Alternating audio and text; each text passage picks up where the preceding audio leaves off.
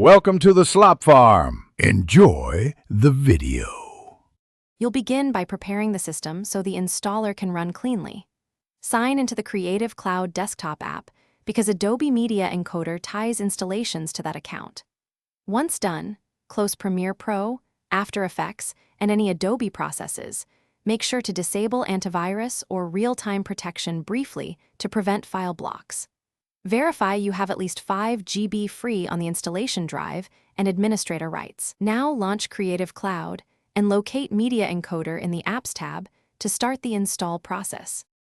Once the installer starts failing, perform targeted cleanup to resolve conflicts. Download and run the Adobe Creative Cloud Cleaner tool to remove corrupt residuals. That fixes many not installed states. After cleanup, run Creative Cloud as administrator and choose Install for Media Encoder, making sure dependencies like Visual C++ runtimes install too. If issues persist, open the Creative Cloud logs and the Adobe Crash reports in your App Data folder to spot permission or MSI errors. Then retry installation after addressing any listed failures.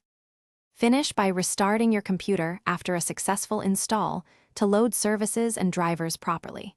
You should then launch Media Encoder directly to confirm it opens and queues renders. Make sure to re-enable antivirus once verified.